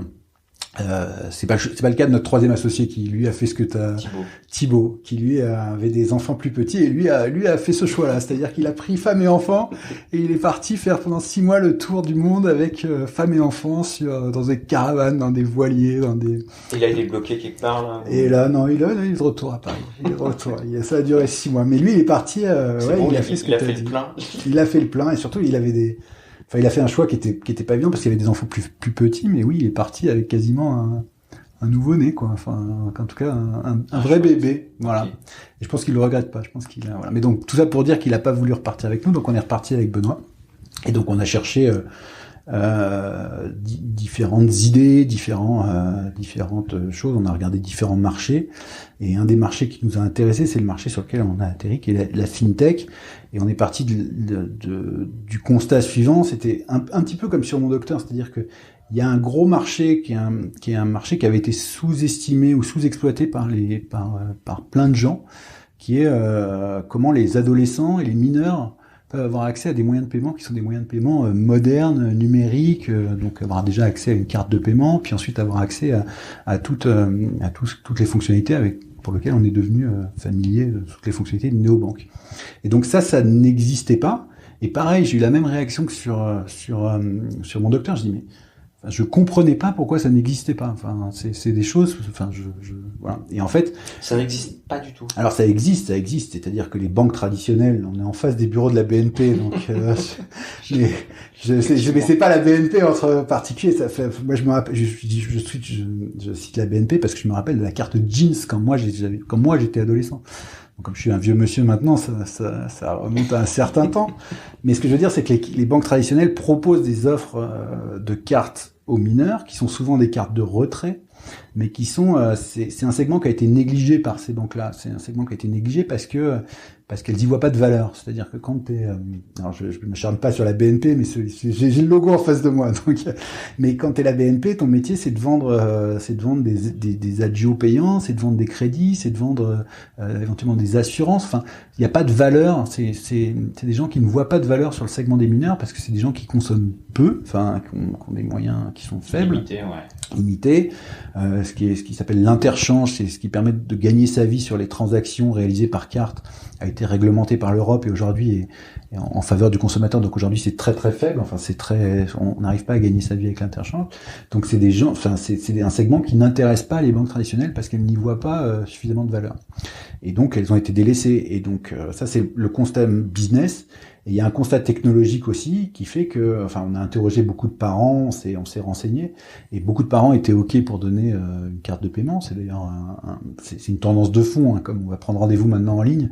Le cash aujourd'hui ne va plus exister. Enfin, on va vers une société qui est complètement cashless, avec des ados qui ont des besoins de moyens de paiement numériques pour acheter en ligne, pour acheter même des services des services physiques mais qui s'achètent en digital. Enfin, tu vois, ils ont une commande sur Amazon, ils prennent des trottinettes Lime, ils prennent des city scoots. Enfin, ils ont besoin d'avoir ces moyens de paiement et ils les ont pas. Aujourd'hui, ils les ont pas. Donc ça, c'est le choix marché. On s'est rendu compte qu'il y avait une opportunité de marché, qu'il y avait un besoin qui n'était pas adressé par les acteurs traditionnels parce qu'ils y voyaient pas de valeur. Et en plus, il y a une rupture technologique qui s'est faite dans les fintech il y a maintenant 3-4 ans, qui est la rupture technologique des néobanques, avec tous les terminaux connectés, les cartes à autorisation systématique, qui permet de faire de la banque en temps réel. Et donc la banque en temps réel, c'est très cool je sais pas si t'es client de Revolut, de N26, c'est très cool de pouvoir gérer son solde en temps réel, de recevoir des notifications quand tu dépenses. Donc c'est très cool quand c'est ta banque. Et c'est encore plus cool, ça permet encore plus d'usage quand dans le cadre d'une relation parent-enfant et dans le cadre d'un accompagnement pédagogique à l'utilisation de ces moyens de paiement. Donc on a vu une opportunité technologique pour pouvoir fournir aux familles, donc aux parents et aux enfants, un moyen de paiement dans une optique d'accompagnement. C'est-à-dire qu'aujourd'hui on fournit une double application, donc on fournit une carte de paiement aux moins de 18 ans avec une application pour le mineur, une application qu'on espère être du niveau de qualité d'un Revolut ou d'un 26. En tout cas, on essaie de fournir le meilleur de la technologie même à des gens qui ont 14 ans. Je dirais même d'autant plus à des gens qui ont 14 ans, parce qu'ils sont des gens qui sont habitués à un certain niveau de technologie, à un certain niveau de qualité dans les apps qu'ils utilisent. Et avec un accompagnement parental, donc on a une app miroir pour les parents qui permet, selon l'âge et le degré de maturité de l'enfant, c'est ce qu'on dit quand tu te maries, donc que tu dois associer les enfants, donc selon leur âge et leur degré de maturité, de pouvoir contrôler, accompagner, brider certaines fonctionnalités, en débrider d'autres en fonction des âges, mettre des limites, piloter la carte, en tout cas accompagner l'enfant dans sa découverte du paiement et dans sa découverte plus généralement du monde de la finance particulière. Voilà. Donc on a développé ce modèle-là qui nous est rendu possible par des bouleversements technologiques, et notre app va beaucoup plus loin dans tout ce qui est accompagnement pédagogique. Donc on a développé toute une série de fonctionnalités qui permet aux parents d'apprendre aux enfants comment gérer leur budget au quotidien. Donc je te prends un exemple de fonctionnalité. On a développé quelque chose qu'on appelle le taux d'intérêt pédagogique. Donc on a dans notre app un petit coffre-fort, on appelle ça le coffre-fort, qui est un livret d'épargne. Et donc l'ado qui a un peu de liquidité, ce qui n'est pas souvent le cas, souvent il n'en a pas, souvent il est un peu ric-rac en fin de mois, mais l'ado qui va recevoir une grande somme d'argent va pouvoir le mettre sur son coffre-fort, et le parent va pouvoir abonder le coffre-fort sous la forme d'un taux d'intérêt pédagogique. Donc il va dire, moi je rémunère ton livret à hauteur de 10%. Donc tous les mois, l'ado va toucher des petits taux d'intérêt, et donc ça c'est un moyen ludique, pédagogique par l'exemple, qui permet à un adolescent de 10, 12, 13, 14 ans, 15 ans, d'apprendre ce que c'est que de l'épargne. On a comme idée l'effet inverse, c'est-à-dire de faire un prêt. J'ai besoin de m'acheter des baskets, elles valent 80 €. Bon, ok, je te prête 50 €, mais je vais te le déduire de tes prochains argents de poche. Donc, on a développé tout plein de fonctionnalités éducatives, pédagogiques, parce qu'on croit vraiment que l'éducation financière se fait pas dans les livres. D'ailleurs, elle se fait pas aujourd'hui en France. Il y a pas, quand t'es à l'école, t'as pas de cours pour apprendre à gérer, pour apprendre. Donc, elle se fait pas théoriquement. Et d'ailleurs, on pense que ça marche pas quand tu fais des cours théoriques d'apprentissage. On pense que ça se fait par l'exemple, ça se fait par l'apprentissage, ça se fait par l'utilisation, et ça se fait avec l'accompagnement des parents. Donc, on pense que cette période entre 10 et 18 ans est une période favorable pour que les ados, puissent se faire plaisir et consommer avec des moyens qui soient modernes et technologiques, et 2, puissent être accompagnés dans leurs parents pour être des meilleurs gestionnaires, en tout cas gérer mieux leur épargne, leur finances personnelles, de façon. Il y a un gros problème de surendettement, tu vois, tous ces choses-là, c'est aussi des. Donc la valeur que vous proposez aux parents, c'est bon, il y a la valeur d'usage qui est, mes gamins peuvent avoir de l'argent de poche et le dépenser sans avoir 50 € dans la poche et avoir un moyen de paiement, mais c'est également le côté vraiment éducatif, pédagogique, et par l'exemple. Contrôle aussi un petit peu. C'est pas du contrôle, c'est-à-dire que aujourd'hui, de toute façon, c'est des mineurs, donc ils ont le droit. Enfin, le parent, c'est dans ses droits de pouvoir voir. Mais ce que je veux dire, c'est vraiment de l'accompagnement. C'est d'apprendre qu'un budget, ça se dépense pas le premier jour, mais qu'il y a un mois assez long. Voilà. Donc Donc on a développé tout plein de fonctionnalités qui aident les familles à gérer les finances de la maison et à impliquer les ados dans les finances de la maison. Donc ça va de la distribution automatique d'argent de poche, ça c'est quelque chose qui est demandé et qui facilite les parents, quoi. Tous les mois, je programme 20 euros, 30 euros, 40 euros toutes les semaines. Donc ça, on a la partie argent de poche régulier. On a développé des fonctionnalités qui sont un peu polémiques. Enfin, ça dépend. Il y a deux types de familles qui sont ce qu'on appelle des tâches. Donc tu peux dire ton la pelouse, et moi si tu tons la pelouse, c'est rémunéré 5 euros. Et donc on a tout un mécanisme de petite gestion de tâches pour impliquer. Donc ça dépend des familles. Il y a des familles qui voient un intérêt pour apprendre aux ados que l'argent ça se gagne, et que oui, pour avoir ton argent de poche, il faut que tu réalises des tâches, des missions, tu réalises des travaux, oh là là, pardon, on peut couper. Non, Interdiction. Ah mince, donc je parle pas bien français, mais je suis un técos, donc ça va, j'ai le droit. Des petits travaux du quotidien, alors qui sont pas forcément de mettre la table, enfin c'est vraiment des travaux du quotidien, mais des petits travaux exceptionnels, voilà. Donc on a aussi une application qui s'adapte à toutes les familles, parce que chacun a ses idées sur l'argent, ses principes sur l'argent, on n'est pas tous pareils sur la façon dont on parle d'argent en famille, et donc du coup on a développé toute une série de fonctionnalités qui permettent ça. Voilà, donc c'est hyper cool, et puis c'est hyper sécurisant. Donc on est sur l'axe pédagogique, on est sur l'axe praticité, fun pour les ados, on est aussi sur un axe de sécurité, puisqu'aujourd'hui on permet, et on est les seuls à permettre ça, c'est-à-dire un transfert instantané de la carte du parent à la carte de l'ado. Donc dès que tu vas équiper ta fille, bientôt, elle sera bientôt en âge, je ne sais pas si elle est déjà en âge, mais il y en a deux qui vont pouvoir. Dès que tu seras client, tu seras rassuré en tant que parent, parce que sur le petit bout de plastique qu'il aura dans sa poche ou dans son téléphone, puisqu'on est Apple Pay, Google Pay, donc on permet de payer. S'il a son téléphone, tu vas pouvoir, où que tu sois, lui transférer de l'argent s'il y a un besoin. Tu vois, il a raté son bus quand il rentrait du foot, pof, tu peux lui mettre un petit peu, tu peux lui mettre 20 euros pour qu'il prenne un taxi, qu'il prenne un Uber. C'est aussi une des fonctionnalités qui est très différenciante par rapport à ce qui se fait dans les offres traditionnelles. C'est ce que j'allais te demander, c'est pas que la Mastercard, quoi. C'est également moyen de paiement via le téléphone. Ouais, c'est ça, bien sûr. Alors on est la Mastercard pour aujourd'hui, c'est un mal nécessaire, parce qu'aujourd'hui il y a encore besoin de ce petit bout de plastique, et puis c'est aussi un petit peu identitaire, c'est aussi important d'un point de vue éducatif. Il y a le symbole. Le symbole, donc voilà. Mais aujourd'hui dans les usages, ça monte doucement, mais ça monte. Donc on est la seule banque pour ados aujourd'hui, même sur les offres traditionnelles des grandes banques, à proposer Apple Pay, Google Pay. Vous êtes considéré comme banque ? On n'est pas considéré comme banque, non, parce que déjà on n'est pas une banque. Enfin, alors je vais rentrer dans la technique, mais non, on n'est pas une banque. On est émetteur de monnaie électronique. Donc il y a 3 niveaux dans la banque. Il y a l'émetteur de monnaie électronique qui garantit, qui garantit que ce qu'il émet c'est une monnaie électronique, et ça existe. Voilà, ça existe. Après il y a établissement de paiement, ça c'est encore un stade supplémentaire. Et après ceux qui sont considérés comme banque, c'est les gens qui sont capables de faire du crédit. Donc c'est des gens qui sont capables en tout cas de faire du crédit, c'est-à-dire de prêter de l'argent.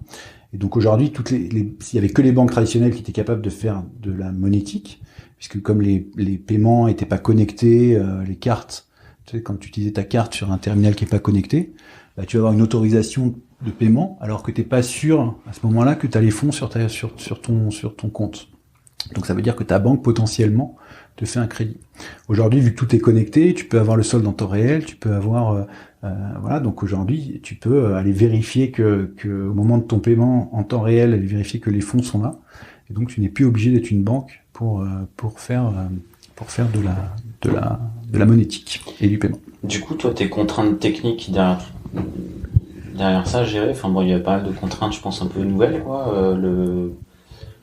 C'est de l'argent que tu gères, que tu stockes, que tu dois sécuriser, la sécurité de l'ensemble doit être gérée. Encore une fois, par rapport à ce qui se faisait il y a quelques années, c'est très nettement simplifié par rapport à ce que c'était de mettre en place des systèmes monétiques, puisqu'aujourd'hui il y a des gens qui sont des facilitateurs et qui ont déjà fait l'intégration avec toutes les briques monétiques. Donc les Visa, les Mastercard, les différentes banques, voilà. Et aujourd'hui, il y a des gens qui ont un double rôle, c'est-à-dire qui te prêtent leur solution technologique sous forme d'API. Donc tu peux assez facilement émettre des cartes, assez facilement gérer des comptes, assez facilement. Donc tout ce qui est core banking, tout ce qui est monétique, t'es fourni par un fournisseur. Et ces gens-là te fournissent la solution technologique et en plus te fournissent la solution réglementaire. C'est-à-dire que même si tu n'es pas une banque, même si tu n'es pas un établissement de paiement, tu es émetteur de monnaie électronique, tu dois avoir une licence. Évidemment, une autorité de régulation qui s'appelle l'ACPR qui contrôle et qui protège le consommateur pour que tes fonds soient sécurisés, que je puisse pas partir, comme tu le dis, où est-ce que tu me proposais d'aller tout à l'heure, mais que je puisse pas partir. Enfin, tout ça est évidemment contrôlé, sécurisé. Et donc ces gens-là nous gèrent aussi la partie réglementaire. Donc aujourd'hui, avec ces faciliteurs-là, donc tu développes encore et de nouveau des connecteurs. Et je développe encore surtout des interfaces utilisateurs sur un système core système que c'est pas moi qui gère, quoi. De la même façon que chez Eurosport-Bet ou chez Unibet, on avait un software qui gérait le corps du pari. Aujourd'hui, j'ai un software qui gère le corps de la banque. Et moi, mon métier, c'est de mettre en place des fonctionnalités autour de ce système cœur bancaire, des fonctionnalités ludiques, donc toutes les fonctionnalités dont je t'ai parlé un petit peu. Sur lesquels on peut détailler si tu veux, et aussi et surtout je dirais de mettre en place des interfaces utilisateurs qui soient simples, ludiques, utilisables par quelqu'un de 13 ans et aussi quelqu'un qui soit utilisable par tout le monde, quoi. Voilà. Donc moi mon enjeu aujourd'hui, comme chez Eurosport-Bet, comme chez Unibet, même comme chez mon docteur, parce que chez mon docteur le corps du système n'était pas d'une complexité énorme, c'est de faire des interfaces, c'est de faire des produits qui soient faciles d'utilisation, simples, intuitifs, voilà. Donc c'est ça ma spécialité. C'est ça la spécialité de Pixpay aujourd'hui, c'est de faire ces applications-là et surtout de les commercialiser, c'est-à-dire de se faire connaître sur un marché B2C, de faire comme chez mon docteur, d'évangéliser le marché pour dire que oui, aujourd'hui, quand tu as 12 ans, mon fils a 12 ans, hein, donc oui, t'as 12 ans, t'as besoin d'une carte. Enfin, en tout cas, c'est plus sécurisant, c'est plus sympa, c'est plus pratique, tout ça est mieux, voilà. Parce que là, t'es sur du B2C maintenant, avant c'était du B2B. Exactement. Et est-ce que tu développes techniquement, il y a des outils, il y a des petits softs que tu développes pour justement évangéliser, ou c'est de la com, c'est du commerce, c'est beaucoup de com et c'est surtout essayer de faire que des gens t'essayent, quoi. Donc essayer de faire que des gens s'inscrivent sur ton produit, commandent ta carte et l'utilisent, quoi. Et par l'exemple, voient qu'ils en ont besoin, quoi. Donc c'est effectivement beaucoup. Un système de parrainage, du coup. On a un système de parrainage, on a tout ce qui va bien. Enfin le principe c'est déjà de faire connaître notre solution, de faire comprendre aux gens que c'est pertinent d'équiper leurs enfants dès un âge que certains pourraient considérer comme jeune, mais que c'est pertinent, et ensuite qu'ils essayent. Et aujourd'hui, quand ils essayent, aujourd'hui on n'a pas de problème de churn, hein. Aujourd'hui parce que globalement les gens sont satisfaits, on a un taux de satisfaction à 95%, on a un NPS, je saurais même pas te le dire, faut demander à Ben, mais qui est excellent. Enfin, quand les gens l'essayent, NPS, Net Promoter Score. D'accord. C'est la manière de qualifier les. Enfin, tu demandes aux gens s'ils sont prêts à recommander ta solution à un de leurs proches. Et voilà. Est-ce que tes clients sont des promoteurs? Je sais pas si c'est pas français, hein, des prescripteurs. C'est ça le mot français. Ils vont recommander le produit. Voilà. Est-ce qu'ils sont des prescripteurs potentiels? C'est ça le mot français. Donc on a donc notre enjeu aujourd'hui, c'est d'évangéliser ce marché pour que les gens ils voient l'intérêt qu'on y voit nous. Voilà. Mais je suis convaincu qu'il y en a, et je suis convaincu que c'est le démarrage a plutôt l'air de le confirmer. Ouais, le démarrage est plutôt bien. On a fait une bonne première année malgré une situation sanitaire qui ne nous aide pas, hein, puisque quand l'ado est confiné dans la chambre du fond, il a évidemment beaucoup moins besoin d'une solution qui lui permet de gagner en autonomie, puisqu'il est de fait il est confiné, hein, donc on espère que ça va pas durer. Mais oui, malgré cette conjoncture qui nous est pas favorable, on fait pas partie des boîtes pour qui la Covid a été un accélérateur. Ouais. Donc on fait pas non plus partie des boîtes pour qui la Covid a été un drame, hein. Enfin, je veux dire, on va pas non plus. Mais voilà, mais je pense que ça a un impact effectivement sur la décision d'achat de nos utilisateurs. Je pense que certains se disent on verra plus tard, voilà. Mais malgré ça, on fait une très bonne année. On a fait des chiffres de croissance au départ qui sont très très bons, de façon à ce qu'on a même fait 2 levées, on a même pu lever de l'argent 2 fois et à un rythme qui était assez court. On a levé une première fois 3 millions d'euros et on a relevé juste avant la crise Covid une deuxième levée de fonds. Donc on a enchaîné la levée de seed et la levée de Serie A en moins de 8 mois, ce qui est quand même voilà, et on a réussi à le faire parce que justement notre démarrage a été vraiment assez bon. Ouais. Voilà. Okay. Et donc aujourd'hui on est content. Après, comme tout le monde, on a hâte que la situation se normalise et que ça redevienne un peu plus classique, quoi. Tu parlais de la Covid et de ses impacts. En termes, bon, tu me dis, je suis pas un grand théoricien des organisations, du mode de travail, tout ça. Bon, malgré tout, ça a changé 2-3 trucs. Aujourd'hui, il y a pas mal de home office et pas mal de gens qui sont pas là. Et toi, t'aimes bien voir les gens. Ouais, on peut parler de ça. Alors moi, j'ai l'impression de ne parler que de ça depuis. J'ai l'impression d'être un vieux monsieur qui radote, tu sais, le mec qui télétravail. Oui, je pense qu'effectivement, ça a été un accélérateur du télétravail. Moi, je le cache pas, et mes équipes le cachent pas. Effectivement, comme tu le dis, ça s'entend quand tu m'entends parler. Je suis favorable à cette communication informelle, donc je suis favorable à être avec des gens et être au quotidien avec des gens. Voilà, c'est mon ton modus operandi. Ouais, mais c'est ce que je pense moi. Enfin, je veux dire, ça à la limite, ça a peu d'importance. Après, le télétravail, pourquoi pas. Voilà, moi, j'ai juste une crainte, c'est que cette crise sanitaire nous pousse à aller vers du télétravail. Je pense qu'effectivement, on aura du mal à revenir en arrière. Je pense que pour une majorité de gens, ils trouvent ça hyper confortable. C'est effectivement hyper confortable d'être plus tranquille le matin, d'être moins stressé le soir, enfin tout ça est hyper confortable. J'ai juste peur que ça ait des conséquences sociétales qu'on a du mal à appréhender aujourd'hui. Voilà, j'ai peur qu'on maîtrise mal les impacts. Je pense qu'il peut y avoir des impacts. Alors, je suis quelqu'un de pessimiste par nature, mais je pense qu'il peut y avoir des impacts. Stressé, pessimiste. Il peut y avoir des impacts négatifs qu'on maîtrise mal. Et enfin, je sais pas, j'en vois 3 particuliers. Le premier, c'est sur les jeunes, enfin sur les gens qui rentrent dans le milieu du travail, les gens qui sont encore en apprentissage, ou en tout cas qui sont dans une phase où ils doivent apprendre leur métier.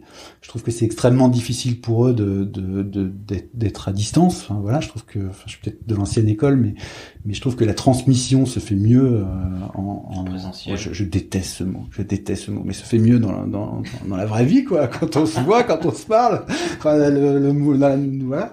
Mais en présentiel, effectivement. Donc ça, je pense que aujourd'hui, c'est, enfin, même les profs, on voit en fac, on voit les étudiants, on voit que c'est difficile pour un certain nombre d'entre eux voilà. Puis ça demande des forces de caractère qu'on n'a pas forcément quand on a 21 ans. Enfin, travailler tout seul. On l'a vu chez mon docteur beaucoup, parce qu'on a été des précurseurs du home office ou du télétravail, puisqu'on avait des bureaux partout en France. Donc on avait des gens qui télétravaillaient à Biarritz, qui télétravaillaient à Mulhouse, qui étaient tout seuls, quoi. Tous les commerciaux, quoi. Exactement. Et qui étaient des jeunes, qui étaient des gens qui sortaient de l'école. Et dans 80% des cas, ça a été un drame. C'est-à-dire que les gens l'ont mal vécu, ils sont mal organisés. Je pense que pour plein de gens qui étaient chez mon docteur, tu diras, est-ce que, enfin, c'était pas bien, quoi. Enfin, c'était pas pour personne, quoi. Donc même chez mon docteur, on est revenu à des équipes, à faire des équipes régionales, même si les gens devaient prendre plus la voiture. Voilà. Donc pour les jeunes, je trouve que c'est compliqué. Après, je trouve que c'est compliqué aussi. J'ai réfléchi un peu, puis je savais que tu allais m'interroger là-dessus. Mais tu sais, on parlait de la différence. La dernière fois qu'on a déjeuné ensemble, on parlait de la différence entre la régie, le forfait. Voilà. Et j'ai l'impression que ça va transformer les rapports entre l'entreprise et le salarié en des rapports qui étaient avant des rapports de régie. On travaille ensemble, on se connaît, en machin, best effort, on est ensemble, enfin on est dans le même bateau.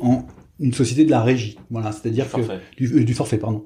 On attend le résultat. On attend le résultat, on est capable de s'organiser à la tâche, on est capable donc déjà, outre le fait qu'il y a plein de boîtes qui sont pas capables de le faire, il y a plein de salariés qui sont pas capables de le faire, et puis c'est toi qui me disais que ça fait des ambiances de travail qui pour moi me semblent, enfin, qui sont plus conflictuelles, qui sont plus, enfin, c'est plus compliqué, voilà, donc après c'est des craintes qui sont peut-être irrationnelles et tout ça va peut-être très bien se passer, et puis mais j'ai peur qu'aujourd'hui on se soit précipité dans un truc trop vite sans en appréhender les conséquences. Voilà. Puis il y a aussi un truc, c'est que c'est un confort supplémentaire ou un droit supplémentaire qu'on va attribuer qu'à une certaine partie de la population, quoi.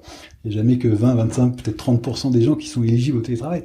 Donc on va encore creuser des inégalités entre des gens qui peuvent pas télétravailler, d'autres gens qui peuvent travailler. Voilà. Donc j'ai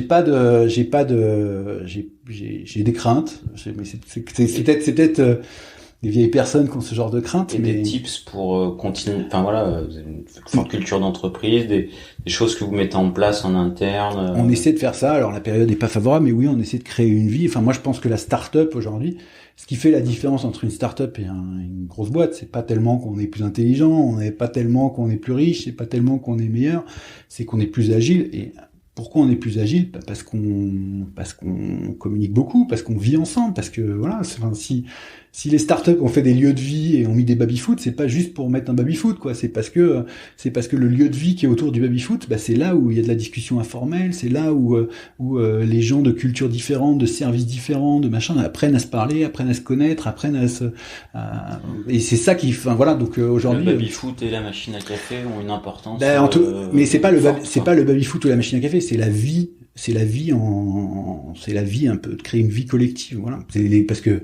Parce que les grosses boîtes ont essayé de mettre des baby-foot et des machines à café. S'il n'y a pas ce collectif autour, c'est plus compliqué. Voilà, donc c'est mon avis. Donc aujourd'hui, nous, on n'a pas pris de décision, et je pense qu'effectivement, peut-être que la vérité est dans une part de télétravail. Voilà. Après, ça reste compliqué à gérer pour des petites boîtes. Enfin, c'est compliqué, c'est encore.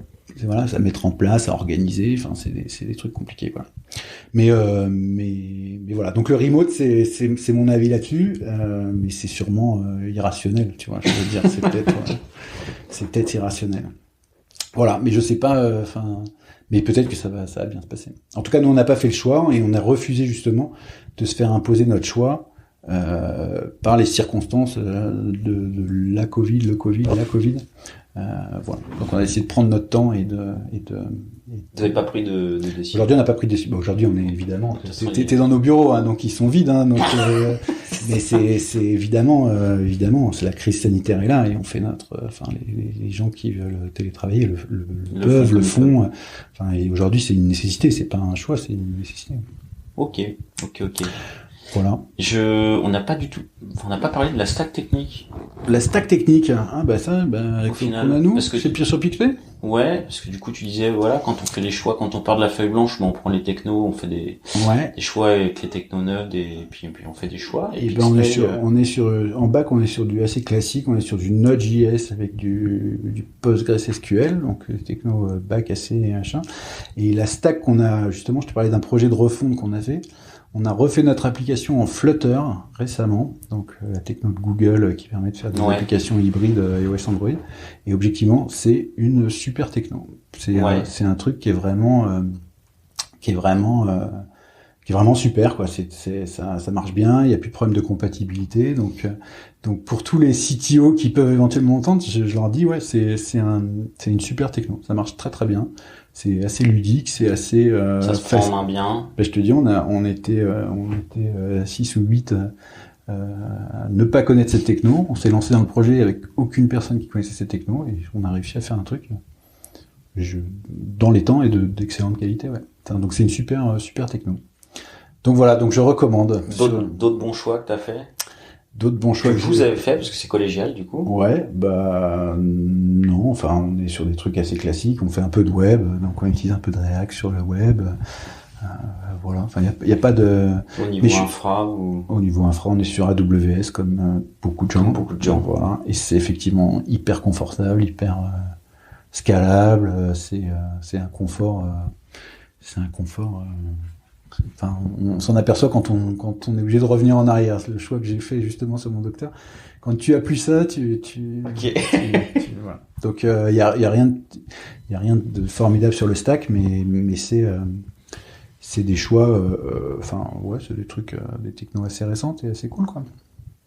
Et est-ce que sur l'expérience PixPay, je vois que je t'avais dit tiens ça va durer 1 heure, on est 1h30 parce que voilà. On est à combien de temps là? Ça fait combien de temps que je blablate là? On blablate depuis 1h30. Mince. Il va falloir que tu coupes parce que les gens vont s'endormir là. Du coup, est-ce qu'il y a des dans ton expérience PixPay, il y a des choses que t'as fait, des mauvais choix, des erreurs sur lesquelles tu t'appuies aujourd'hui, enfin des erreurs que tu refais pas? Des choix technologiques, ouais, j'en ai fait évidemment. Enfin, et ce que je te disais, c'est quand t'es tout seul au départ et que tu dois prendre ton choix technologique tout seul. Voilà. Donc sur la techno qu'on avait utilisée avant Flutter, ouais, j'ai fait une erreur de jugement, une erreur d'appréciation. Ouais, j'ai pas voulu utiliser React Native comme tout le monde, donc j'ai trouvé ma techno qui était une super techno, hein, mais il se trouve que on était 4 dans le monde à la trouver super, et donc oui, elle était pas maintenue, elle était compliquée, j'ai fait un mauvais choix, ouais. Mais c'est pas grave de faire des mauvais choix, tu vois ce que je veux dire, c'est tout le monde en fait, ce qu'il faut c'est les corriger le plus vite possible, quoi. Donc voilà, et aujourd'hui c'est un mal pour un bien, parce que j'ai choisi une mauvaise techno, on a développé pendant 6 mois dessus, on a perdu un certain nombre de temps, pas d'état d'âme, on a tout jeté et on a tout refait, et aujourd'hui on a une stack qui est mais 300 fois mieux, quoi. Hein, et on a fait la même j'ai fait la même chez Unibet. Enfin, moi c'est quelque chose qui me plaît, justement, et je trouve que c'est un luxe de pouvoir se dire, alors tout le monde n'a pas ce luxe-là, mais c'est un luxe de pouvoir se dire, ok, allez, je pars de la feuille blanche, je connais mon fonctionnel, je le connais bien, je change pas un bout de fonctionnel, mais je le refais avec des nouvelles technos, et je focus mon équipe uniquement sur des problématiques techniques pendant 3, 6 mois, 9 mois. Alors, c'est pas toujours possible, hein, quand il y a 1000 années de développement sur un truc, je comprends que ce soit compliqué, mais voilà, mais dans nos startups où finalement il y a assez peu d'années de développement, et surtout on peut, voilà. C'est un luxe que tu peux prendre et tu le prends, quoi. Dès que c'est possible, ouais. Voilà. Ok. Je te pose 2-3 dernières questions. Allez, parce que 1h30, là, les gens se sont endormis. Ils sont passés sur 10 heures, là. Ils écoutent de la musique, là, maintenant. Alors, du coup, si t'avais une de tes nuits blanches à nous raconter, professionnelle, hein, j'entends. Mais non, Il y en a pas eu? Bah si, le problème c'est qu'il y en a trop. Le problème c'est qu'il y a toutes les nuits des nuits blanches. Je me réveille régulièrement vers 3h30 du matin, ouais. Donc et après c'est vrai? Ouais. Mais j'ai pas grand-chose à raconter, parce qu'ici il passe pas grand-chose, en fait. Il y a pas eu de nuit Non, j'écoute beaucoup de podcasts, voilà, la nuit. C'est vrai? Ouais. Alors est-ce que lesquels tu conseillerais? Non, mais ça non, parce que je suis assez mainstream comme tous les vieux monsieur, et j'écoute des podcasts assez traditionnel, tu veux dire, de chaînes de radio classiques, quoi. Voilà. Ok. Et d'habitude, je pose comme question, ça serait quoi ton prochain poste? Alors du coup, la question est peut-être un petit peu. Ouais, puis surtout alors franchement, j'en ai jamais eu, et j'ai pas de plan de carrière, rien du tout. Non, moi, mon prochain poste, j'espère que dans 5 ans, dans 10 ans, quand l'aventure PixPay se terminera bien ou pas bien, j'aurai encore l'énergie de repartir dans une autre aventure. Ok, voilà. donc récidiviste. Bah ouais. Ok. Voilà. Mais plus tu vieillis, plus c'est compliqué, pour être honnête. Oh, bah t'as encore le temps d'en faire. Ouais. Bon, ouais. Voilà. 2, 3, 4. Là, je suis pas sûr. Mais bon, peut-être une encore, mais ça, on va voir. Mais je te dis, plus tu vieillis, c'est plus. À 30 ans, c'est plus dur qu'à 20, à 40, c'est plus dur qu'à 30. Ok, donc récidiviste, potentiellement récidiviste. Ouais.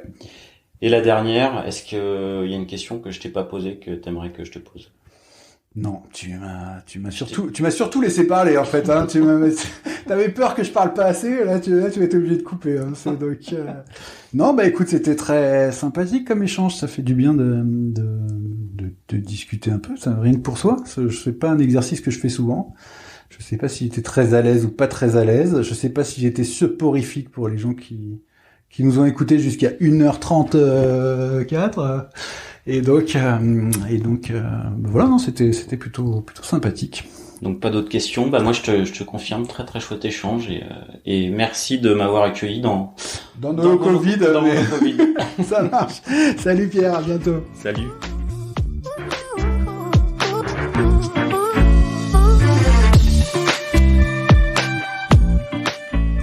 L'épisode est terminé, j'espère qu'il vous a plu, et si c'est le cas, c'est le moment de prendre 2 ou 3 secondes de plus pour 2 ou 3 clics. Un petit clic pour un pouce bleu, ou un petit clic pour un partage aux copains, ou un petit clic pour vous abonner et ne pas rater le prochain épisode. À très bientôt.